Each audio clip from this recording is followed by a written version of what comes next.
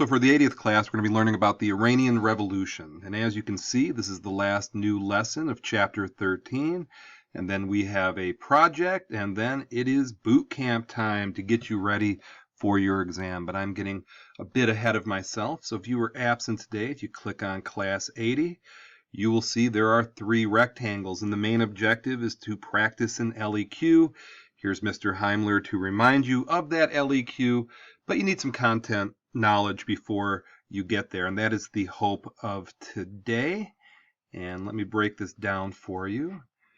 And here it is, Iran, a case study focusing on the 1979 revolution. A quick personal aside, I think this is my first memory of news. I remember a black and white TV in the kitchen and watching what was happening. It's either this or the Reagan assassination attempt. They kind of blur together in my young brain. But anyway, most of my students have never even heard of this. So I'm going to start with the premise you know nothing. Okay, so in class we started with 2 pictures, and we see a man burning a photo of somebody and other people who are blindfolded, and I had people hypothesize in class, but because you are absent, this is the leader of Iran having his image burned, and these are Americans who are being taken hostage. And I think these 2 pictures kind of set the tone of the fun, which was the Iranian Revolution. So when you hear of Iran, the word Persia gets intermixed in there, and there's nothing wrong with that. It's not offensive. I know some things people say in class, for example, mispronouncing the word Arab. That is very insulting. But Persian and Iran, very synonymous with each other. And some people remember the old Persian Empire, how vast it was and how dominant it was, and the Battle of Plataea. And you're not wrong in thinking about that. It won't be on your test because it's the AP test. When I say Persia, some people think of a rug, and that's not wrong. This is a beautiful Persian rug. Some people own a Persian cat. I'm a dog person, I'm sorry, but some people really like their Persian cat. Some people think of Persian food. This is what Persian food looks like. Here's the nearest Persian restaurant to us at 13.5 in Orchard Lake. It is delicious. A bit expensive, but delicious. And some people think of, the Shahs of Sunset or these reality shows. In the Detroit area, we don't have a ton of Persian people. When I've traveled to California, there's a lot of Persian people. So I think some people knew of Persians through this TV show. This is an unfortunate way to think of the Persians. The movie 300, it's a lot of fun, but it's essentially a comic book. And the Iranian people and the Persian people were not thrilled having Xerxes portrayed like this with his gold codpiece and whatnot. So anyway, if you heard of Iran and Persia, there's nothing wrong with that, okay?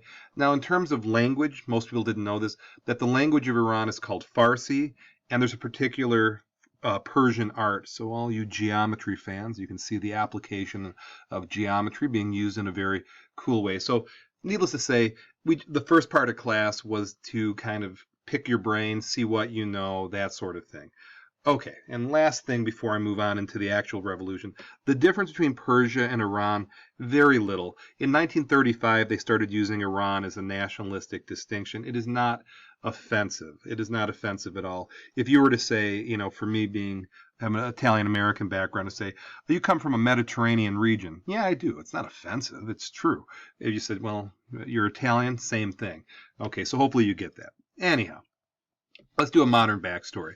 So although the nation of Iran with its Persian roots was not a Western colonial creation and remained in name independent during the colonial era, it was still greatly influenced by the colonial powers in the area who intervened to protect their political and economic interests. Now, the U.S. restoration of the Pahlavi family to power in 1953, for example, can be seen as an example of this colonialism, and to the Iranian people not feeling like they have autonomy and a say in the matter. So what happened in the revolution, it started as a popular democracy movement, and it ended with the establishment of the world's first Islamic state. So that's a strange transition. It's an unusual transition. So here's the story to how it happened.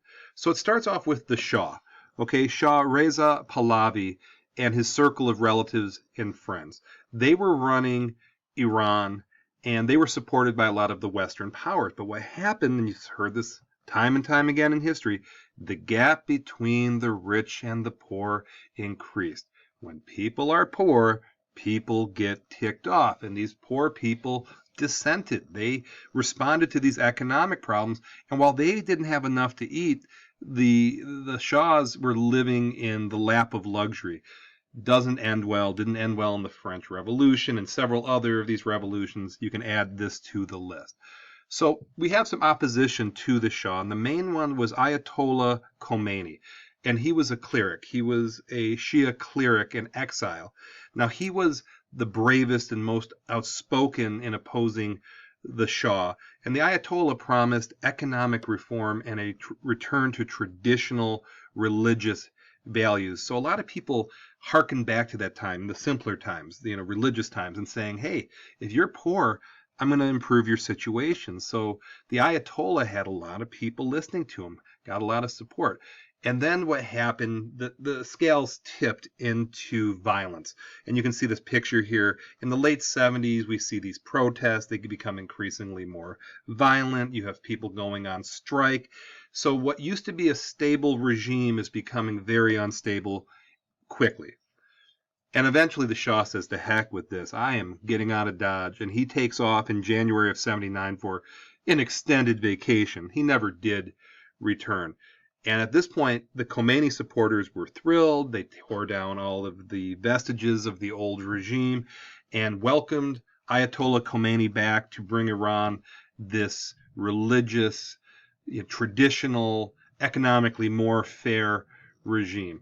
So, the Shah's regent. Okay, so this guy by the name of Prime Minister Shapur Bakhtiar was appointed by the Shah to run the country. Now Bakhtiar tries to resist growing opposition and refuses Ayatollah Khomeini to form a new government. You can probably guess how that worked out. Okay, he returns, and the instability increases. Okay, so the tension is super high, and there's street battles between Khomeini's demonstrators, the police, security forces, and the Shah supporters. This might remind you of the White Russians, Red Russians sort of thing from the couple weeks ago. Okay, so in the revolution, this is February of 79, the tanks moved through Tehran, which is the capital. Rumors of a military coup flew by, but the army did not make its move. Revolutionaries broke into the radio stations and broadcast, this is the voice of the revolution of the Iranian people. Another theme of revolution, you control the media, certainly helps your cause as a revolutionary. And then this Bakhtiar got the heck out of Dodge. He's like, no, we're done here. It's not working out. And the Ayatollah Khomeini wins by a landslide, and he becomes their political and their religious leader. And if you recall the term Sharia, where the religious law and the political law blend. Now in America, we take steps to separate church and state. At this point, there is no separation of church and state in Iran. So it gets a little uglier, especially from the American point of view. So for a couple of years, Iranians kept Americans hostage, 52 of them. It was a political disaster for our president, a guy by the name of Jimmy Carter, who was an ethical man, kind man, but didn't succeed so well in his presidency. And he attempted to get him back in Operation Eagle Claw. It was a disaster, epic fail, forehead in the palm, 8 servicemen and an Iranian civilian killed trying to rescue the hostages, and you can see the look on his face. That's a look of a man who knows he messed up, and he just admitted it. At least he was honest enough to admit it. And the Simpsons, always making jokes about things. Here's Homer. You can guess what that word is, Ayatollah, Ahola. And they made a Jimmy Carter statue, and they proclaimed Jimmy Carter, he's history's greatest monster, which isn't exactly true. But Carter lost the support of the American people big time. So anyway, here's the conclusion. Islam and nationalism. The Iranian Revolution provides an excellent example of the tensions between secular nationalism and the ideals of political Islam. The Shah had numerous opponents, the clerics, democracy activists, the poor, and traditionalists who resented his secular reforms. The Shah's close ties with and support by the U.S. allowed the clerics to articulate opposition to him as an anti-colonial jihad. Another example of when church and state combined goes badly. Added to the list. Another example of large income gaps ending badly. America and Iran have struggled in our relations ever since. So hopefully that gave you the rudiments of knowledge to answer these LEQ questions. I'm going to ask you to please do so. Check out Mr. Heimler if you need a refresher. And then we'll move on to our project, and then we will get ready for the exam. So, thank you for watching.